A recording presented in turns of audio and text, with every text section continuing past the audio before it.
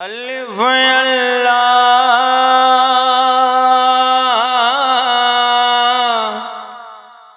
چمبے دی بوٹے میرے من وچ مرشد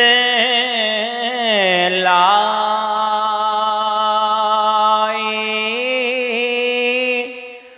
ہو نفی اسبات دا پانی ملیا ہر رگے ہر جائی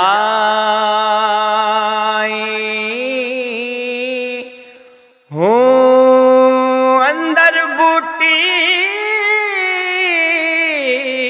مشک مچایا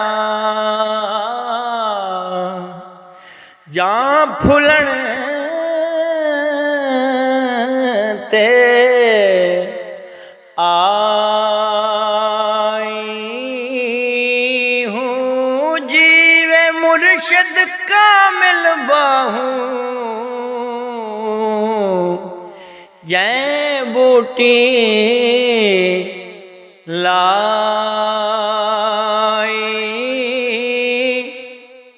ہوں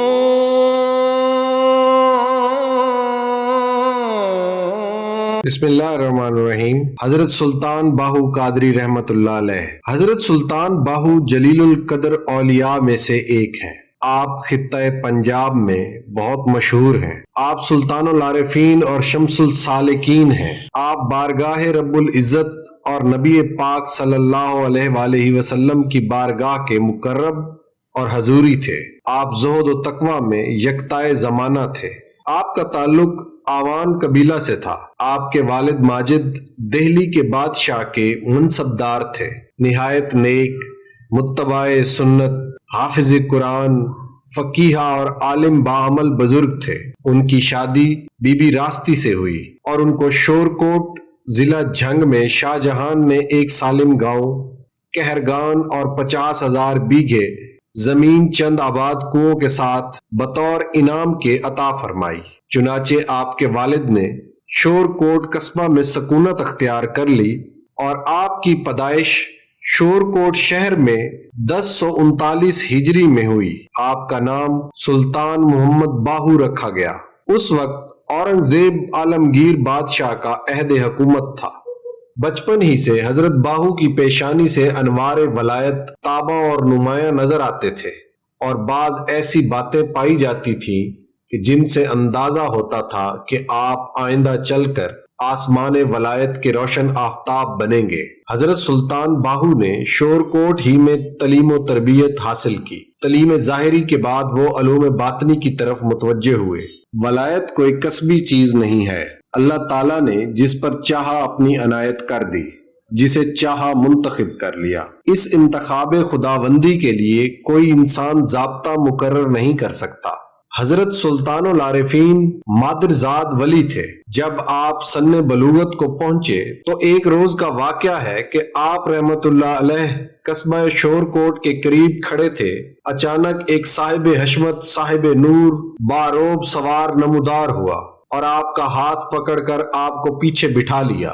پہلے تو آپ ڈرے، لیکن کچھ دیر بعد دل کو ٹھہرایا، جرأت کی اور سوال کیا کہ حضرت آپ کی تعریف کیا ہے اور مجھے کہاں لے جانے کا ارادہ ہے؟ اس پاکیزہ دل سوار نے پہلے توجہ کی اور اس کے بعد اپنی زبان درفشاں سے ارشاد فرمایا، میرا نام علی رضی اللہ تعالی عنہ ہے اور میں تجھے حسب الارشاد حضرت محمد مصطفیٰ صلی اللہ علیہ وآلہ وسلم کی مجلس پاک میں لے جانے کے لیے آیا ہوں۔ یہ سن کر آپ رحمت اللہ علیہ مطمئن ہو گئے۔ تھوڑی دیر بعد آپ کو حاضر مجلس کر دیا گیا۔ اس وقت حضرت صدیق اکبر رضی اللہ تعالی عنہ، حضرت عمر فاروق رضی اللہ تعالی عنہ، حضرت عثمان غنی رضی اللہ تعالی عنہ بھی اہل بیت اطہار کی نورانی مجلس میں حاضر تھے۔ آپ کو دیکھتے ہی سب سے پہلے حضرت صدیق اکبر رضی اللہ تعالی عنہ مجلس سے اٹھے اور حضرت سلطان العارفین قدس اللہ سرہ سے ملاقات کی اور توجہ فرما کر رخصت ہو گئے۔ اس کے بعد حضرت عمر فاروق رضی اللہ تعالی عنہ، پھر حضرت عثمان غنی رضی اللہ تعالی عنہ، جب تینوں خلفائے رسول صلی اللہ علیہ وآلہ وسلم باری باری رخصت ہو گئے اور مجلس میں صرف اہل بیت اطہار رضی اللہ تعالی عنہ اجمعین ہی رہ گئے، تو حضور سلطان العارفین قدس اللہ سرہ ارشاد فرماتے ہیں کہ اس وقت مجھے حضرت علی المرتضیٰ رضی اللہ تعالی عنہ کے چہرہ انور سے اس قسم کے آثار نظر آتے تھے کہ میری بیعت کے لیے نبی کریم رؤوف الرحیم صلی اللہ علیہ وآلہ وسلم کی طرف سے انہیں ارشاد ہوگا، مگر بظاہر خاموش تھے۔ کچھ دیر کے بعد حضور نبی کریم صلی اللہ علیہ وآلہ وسلم نے اپنے دونوں دست مبارک میری طرف بڑھائے اور ارشاد فرمایا، میرے ہاتھ پکڑو۔ مجھے دونوں مبارک ہاتھوں سے بیعت اور تلقین فرمایا۔ آپ کے مبارک ہاتھوں کو پکڑنے کی دیر تھی کہ میرے لیے درجات اور مقامات کا کوئی حجاب باقی نہ رہا۔ دور اور نزدیک کی ہر چیز یکساں دکھائی دینے لگی۔ لوح محفوظ کے تمام پردے اٹھ گئے، اول آخر ظاہر باطن ایک جیسا ہو گیا۔ چنانچہ آپ اپنی کتاب عین الفقر شریف میں فرماتے ہیں کہ مرشد کامل ایسا ہی ہونا چاہیے جو طالب کو ایک ہی نظر سے مراتب انتہا کو پہنچا دے اور تمام حجابات کو دور کر کے اسے مشاہدات میں غرق کر دے۔ پھر فرماتے ہیں کہ جب نبی پاک علیہ الصلوۃ والسلام تلقین فرما چکے تو سید النساء حضرت بی بی فاطمہ الزہرا رضی اللہ تعالی عنہ نے مجھے فرمایا کہ تو میرا فرزند ہے۔ میں نے حضرت سبتین الشریفین، امام السیدین، حضرت امام حسن اور حضرت امام حسین رضی اللہ تعالی عنہ کے مبارک قدموں کو چوما اور اپنی کانوں میں غلامی کا حلقہ پہنایا۔ سرور دو عالم صلی اللہ علیہ وآلہ وسلم نے تلقین کے بعد مجھے فرمایا کہ خلق خدا سے محبت کرنا، کیونکہ تمہارا مرتبہ دن بدن بلکہ گھڑی با گھڑی ترقی پر ہوگا اور عبدالآباد تک ایسے ہی ہوتا رہے گا، کیونکہ یہ حکم سروری اور سرمدی ہے۔ اس کے بعد آقائے نامدار، مالک کون و مکان، محبوب رب دو جہاں صلی اللہ علیہ وآلہ وسلم نے مجھے قطب الاقطاب، غوث الاغیاث، محبوب سبحانی حضرت شیخ سید عبد القادر جیلانی رضی اللہ تعالی عنہ کے سپرد فرمایا۔ حضرت پیر دستگیر قدس اللہ سرہ العزیز نے مجھے سرفراز فرمانے کے بعد خلقت کے لیے ارشاد التلقین کا حکم دیا۔ حضرت سلطان العارفین قدس اللہ سرہ فرماتے ہیں کہ میں نے جو کچھ دیکھا ان ظاہری آنکھوں سے دیکھا جو سر میں موجود ہیں، اور جو کچھ سنا ان ظاہری کانوں سے سنا، اور بما جسم مجلس پاک میں حاضر ہوا۔ اس روز کے بعد آپ رحمت اللہ علیہ پر ذات الہی کے انوار و جذبات اس طرح متجلی ہونے لگے کہ سینکڑوں آدمیوں کو ایک ہی نگاہ سے ایک ہی قدم پر خدا رسیدہ اور واصل باللہ کر دیتے تھے۔ چنانچہ لاکھوں طالبان حق کی مرادیں آپ کی نظر کرم سے بر آئیں۔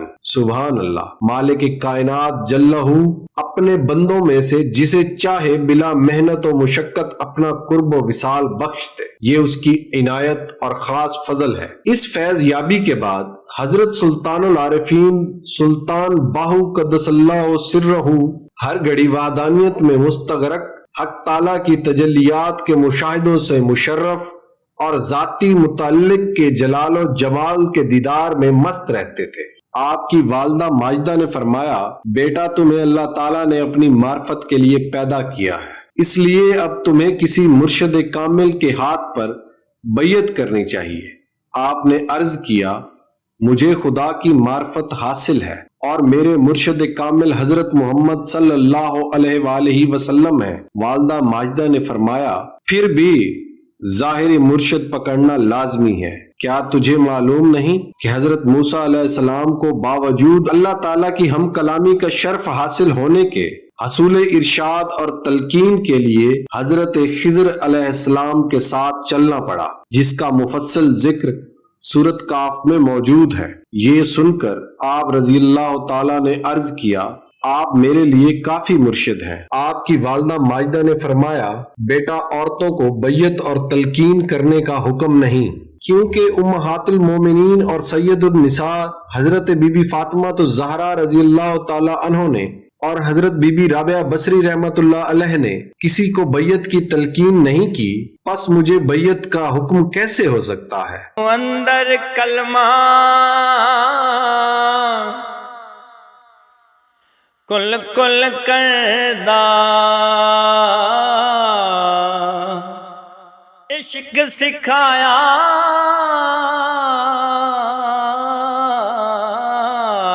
کلمہ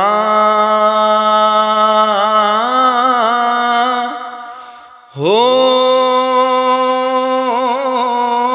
14 طبقے کلمے دے اندر قرآن کتاباں علماں ہو کانے کپ کے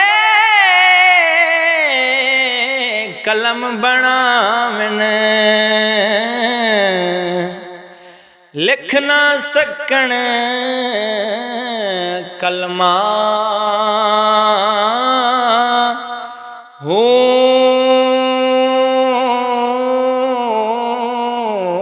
کلمہ مینوں پیر پڑھایا ذرا نہ ریا علماں ہو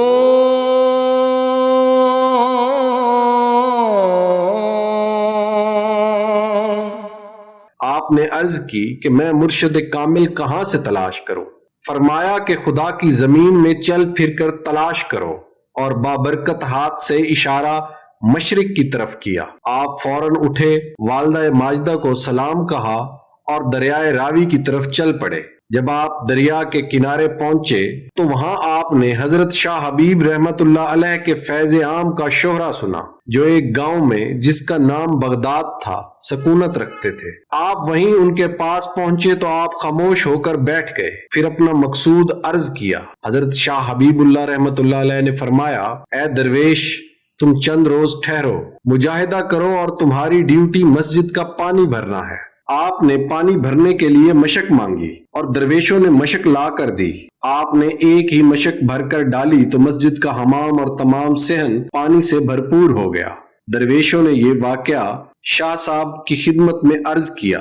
آپ نے حضرت سلطان العارفین قدس اللہ سرہ کو بلایا اور فرمایا، اے درویش، کیا تمہارے پاس دنیا کا مال ہے؟ آپ نے فرمایا، ہاں ہے۔ شاہ صاحب نے فرمایا، تو پھر یاد رکھو، دو کام نہیں ہو سکتے، پہلے مال و متاع سے فارغ ہو لو، پھر اس مقصد کے لیے یہاں آنا۔ یہ سن کر آپ فوراً گھر واپس آئے۔ چونکہ آپ کی والدہ ماجدہ بھی ولی اللہ تھیں، اس لیے انہوں نے پہلے ہی سے آپ کے اس غرض سے لوٹنے کا ذکر آپ کی پاکیزہ ازدواج سے کر دیا تھا، اور انہیں اپنا اپنا زیور اور نقدی محفوظ کر لینے کا حکم بھی دے دیا تھا۔ انہوں نے زیور وغیرہ زمین میں دفن کر دیا تاکہ بوقت ضرورت کام آئے۔ اس وقت سلطان العارفین قدس اللہ سرہ کے فرزند حضرت نور محمد علیہ رحمت شیر خارگی کی حالت میں گہوارے میں تھے۔ جب آپ تشریف لائے تو والدہ ماجدہ نے آنے کی وجہ پوچھی۔ حضور نے عرض کیا کہ شیخ نے دنیاوی مال و متاع کو دور کرنے کا حکم دیا ہے۔ آپ نے فرمایا، اگر کوئی مال نظر آتا ہے تو لے کر دور کر دو۔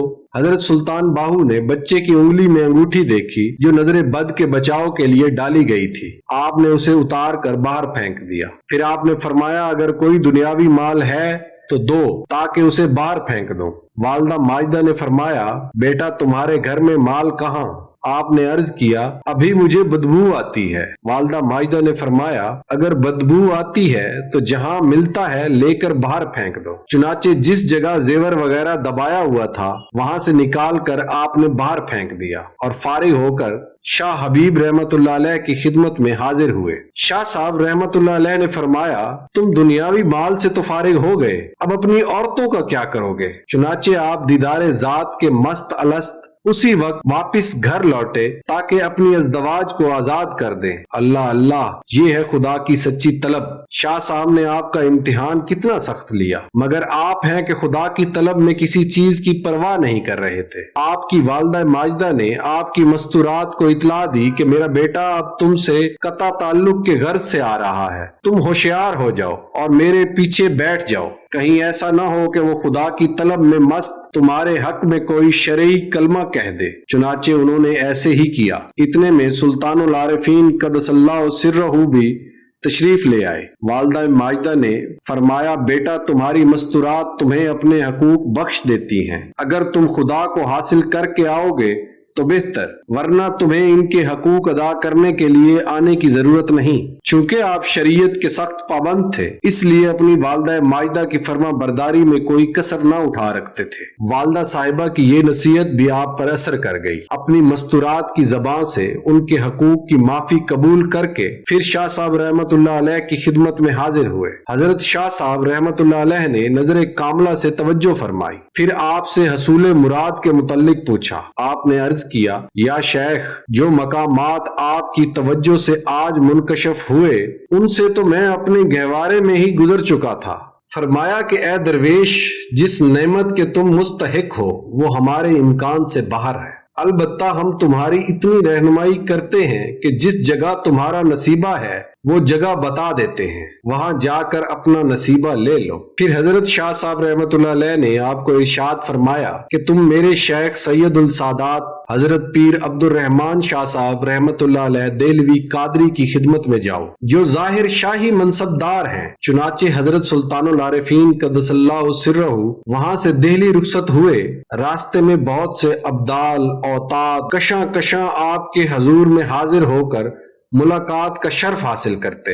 हजरत शाह हबीब रहमतुल्लाह अलैह से दिल्ली रुखसत होने के बाद असनाए सफर में आपने एक ऐसा मजजूब देखा जिसने आपके खलीफा सुल्तान हमीद बखर वाले की पुश्त की तरफ से होकर सुल्तान हमीद पर लकड़ी का एक वार किया कि वो बेहोश होकर गिर पड़ा। इस मस्त ने दूसरी तरफ लकड़ी मारने के लिए उठाई तो हजरत सुल्तानुल आरिफीन क़द्दसल्लाहु सिर्रहू ने उनका हाथ पकड़ लिया और फरमाया, ए साहिब बस कर, हम दरवेश अहले सहू अहले सुन्नत वल जमात हैं, हमें ऐसा करना रवा नहीं।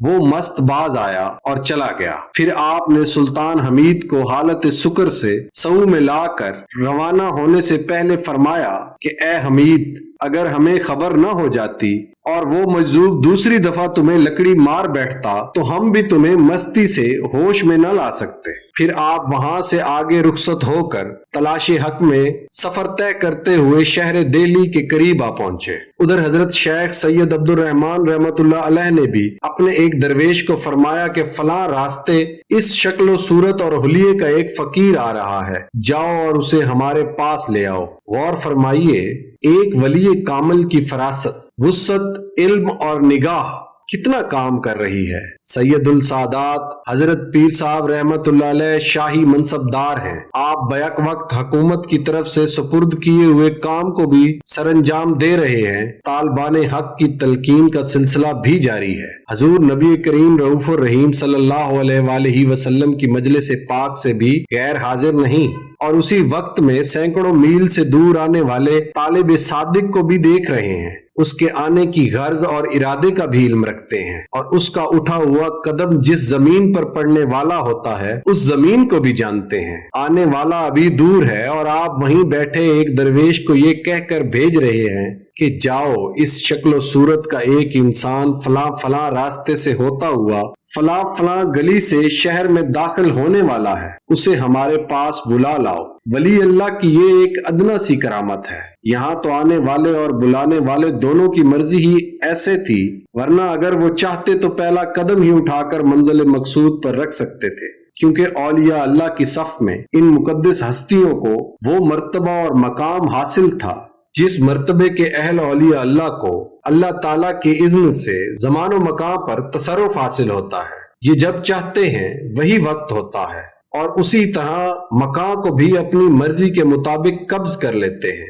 आमदम बरसरे मतलब दहे दरवेश हुक्म सुनते ही आपके बताए हुए रास्ते की तरफ चल पड़ा।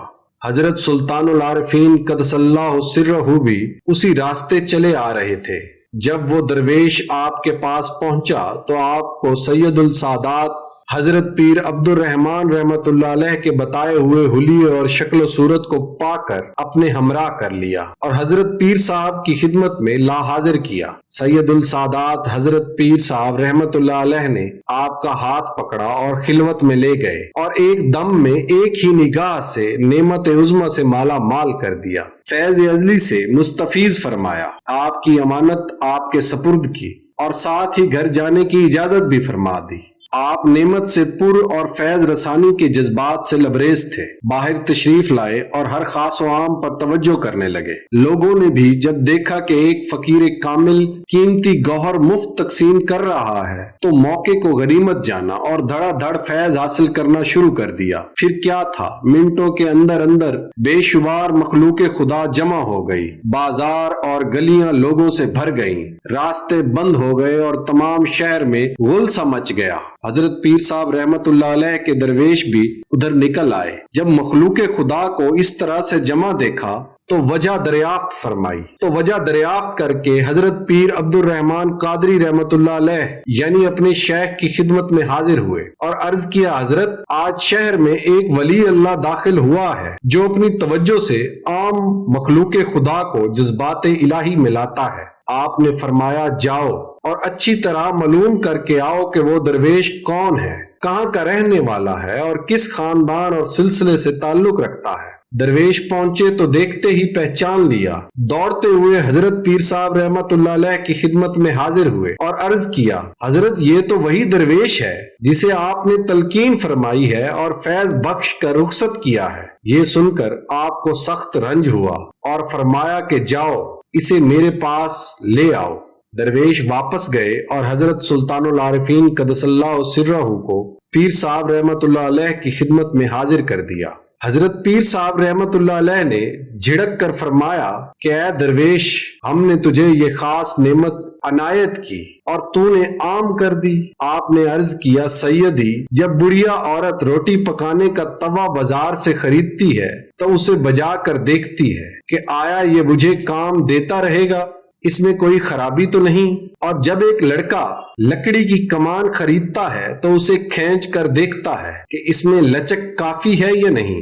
سو میں نے جو آپ سے نعمت عظمی حاصل کی، میں بھی اس کی آزمائش کرتا تھا کہ مجھے آپ سے کس قدر نعمت عطا ہوئی اور اس کی ماہیت کیا ہے۔ پس جس طرح حضرت سید المرسلین احمد مصطفیٰ صلی اللہ علیہ وآلہ وسلم کے حضور سے مجھے حکم ہوا تھا کہ خلق خدا سے محبت کر، اسی طرح آپ نے بھی حکم دیا تھا کہ اسے ازماؤ اور فیض کو عام کر دو۔ انشاءاللہ العزیز قیامت تک یہ نعمت ترقی پر ہوگی۔ زبانی کلمہ ہر کوئی پڑھے دا، دل دا پڑھدا کوئی ہو، جتھے کلمہ دل دا پڑھیے، جتھے ملے نا ڈوئی،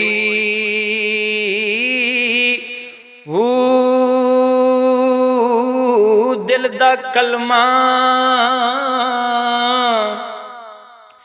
عاشق پڑھے دے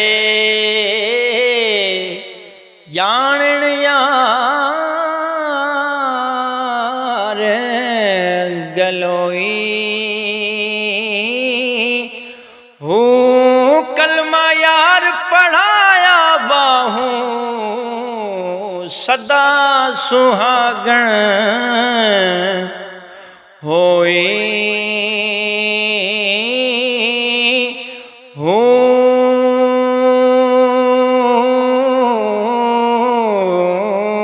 سلطان العارفین نے زندگی بھر کوئی خلاف شریعت کام نہیں کیا، فرض تو فرض ایک مستحب تک نہیں چھوڑا۔ استغراق مراقبہ میں جب کئی ہفتے گزر جاتے تو فارغ ہوتے ہی آپ قضا نماز ادا کرتے۔ آپ فرماتے ہیں جو لوگ 5 وقت اللہ کے نام کی پکار پر اس کے دربار میں حاضر ہونے کی تکلیف برداشت نہیں کرتے، ان کے زبانی دعوی محبت کی کیا حقیقت ہے؟ آپ کے مقام کا تعین تو کوئی واقف حال ہی کر سکتا ہے۔ آپ سرے اس میں ذات ہو کے مظہر عین ہیں۔ آپ نے علم تصوف پر 150 کے قریب کتابیں بزبان فارسی چھوڑی ہیں۔ آپ کا ایک پنجابی مجموعہ بھی آپ کی یادگار ہے۔ آپ کے تصوف کا انداز اچھوتا ہے، جداگانہ اور انمول ہے۔ آپ نے تصوف کی قدیم اصطلاحوں کو بہت کم استعمال کیا ہے۔ جو کچھ لکھا باطنی توفیق اور تائید ایزدی سے لکھا ہے، صاف اور دو ٹوک الفاظ کہتے ہیں۔ بلا شک و شبہ اس کہتے رجال میں یہ کتابیں مرشد کامل کا کام دیتی ہیں۔ ان کتابوں کی ایک خوبی جو آپ کو شاید ہی تصوف کی کسی اور کتاب میں ملے یہ ہے کہ صاحب تعلق جو کچھ مطالعہ کرتا ہے وہ سب کچھ خواب بیس پر منکشف اور وارد ہو جاتا ہے۔ حضرت سلطان العارفین نے 1 جمادی الثانی 1102 ہجری حضرت سرور کائنات صلی اللہ علیہ وآلہ وسلم کی سنت میں 63 سال کی عمر میں داعی حق کو لبیک کہا۔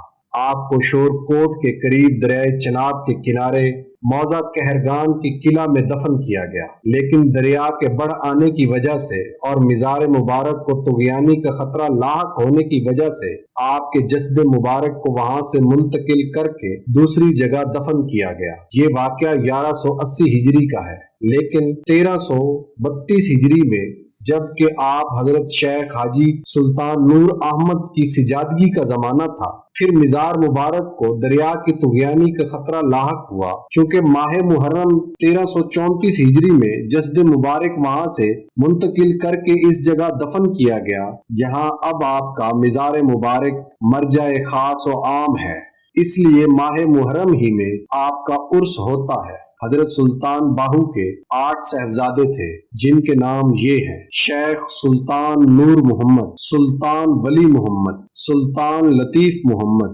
سلطان صالح محمد، سلطان اسحاق محمد، سلطان فتح محمد، سلطان شریف محمد، سلطان حیات محمد۔ سلطان حیات محمد نے بچپن ہی میں وفات پائی۔ حضرت سلطان باہو ایک عظیم المرتبت صوفی اور جلیل القدر عالم ہونے کے ساتھ ساتھ بلند پایہ شاعر بھی تھے۔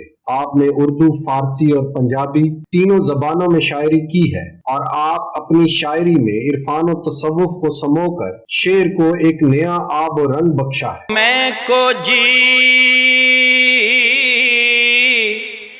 میرا دل بر سونا کیوں کر اس نو بھاواں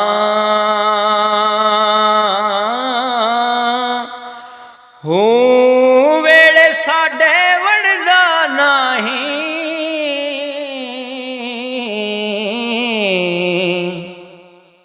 لکھ وسیلے پاواں ہو نہ سونی نہ دولت پلے کیوں کر یار مناواں ہو یا دکھ ہر دم راسی باہو روندڑی مر جاواں ہو